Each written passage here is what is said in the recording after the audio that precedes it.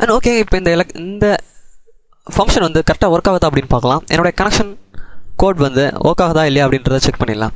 அதுக்கு நான் என்ன பண்ணிக்கிறேன், என்னுடைய ப்ராஜெக்ட் ஃபைலில் ஒரு நியூ ஃபோல்டர் க்ரியேட் பண்ணிக்கிறேன். அண்ட் இதுக்கு நான் என்ன கொடுத்துக்கிறேன், SQL connection அப்படின்னு பேர் கொடுத்துக்கிறேன்.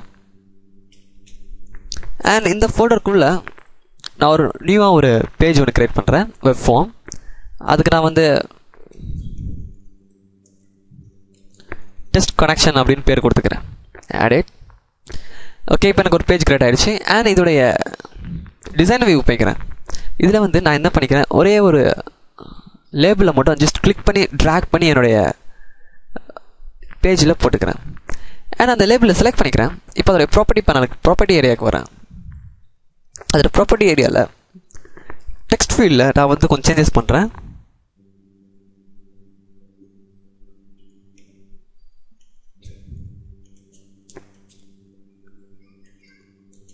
Result will be display here அப்படின்னு நான் டைப் பண்ணிடுறேன்.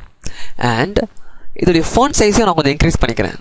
இதோடைய ஃபாண்ட் சைஸ் வந்து ஜஸ்ட் அந்த ஃபாண்ட்டில் போய் கொஞ்சம் எக்ஸ்பேண்ட் பண்ணிவிட்டு அதோடைய சைஸை வந்து நான் எக்ஸ் லார்ஜ்னு கொடுத்துக்கிறேன். அண்ட்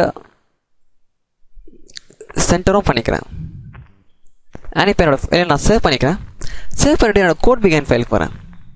அதுக்கு முன்னாடி என்னுடைய லேபிளை செலக்ட் பண்ணிவிட்டு அதோடைய ஐடி என்னன்னு நான் முதல்ல செக் பண்ணிக்கிறேன்.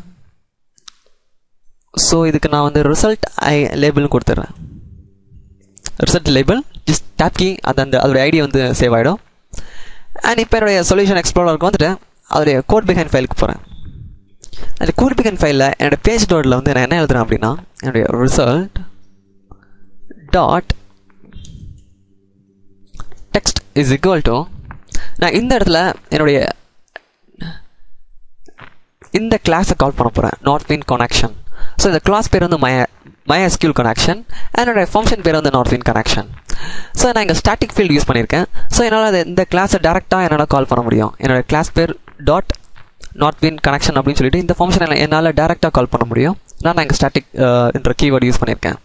ஸோ நான் என்ன பண்ணிக்கிறேன், டெஸ்ட் கனெக்ஷன் டாட் ASPX.cs ஃபைலில் போயிட்டு ஜஸ்ட் நான் வந்து என்ன பண்ணிக்கிறேன், MySQL கனெக்ஷன்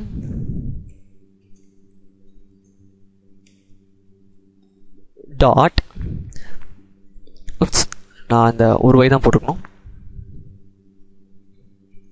டாட் என்னுடைய நார்த்வின் கனெக்ஷன். ஸோ ஆட்டோமேட்டிக்காக எனக்கு கீழே எங்கள் பாப்அப் வீடியோவில் வந்து காமிக்குது. நான் அதை செலக்ட் பண்ணிக்கிறேன். என்னோட டைமை வந்து சேவ் பண்ணும்.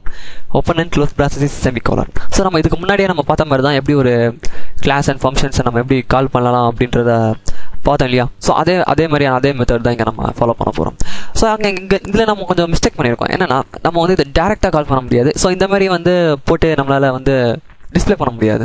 ஸோ அதுக்கு என்ன பண்ணுறேன்னா, ஜஸ்ட் இதை ரிமூவ் பண்ணிக்கலாம். ஸோ பார்த்திங்கன்னா இப்போ உங்களுக்கு அந்த எல்லாம் ரிமூவ் ஆகிருக்கும். அண்ட் இந்த இடத்துல நம்ம வந்து ட்ரை கேட்ச் யூஸ் பண்ணலாம்.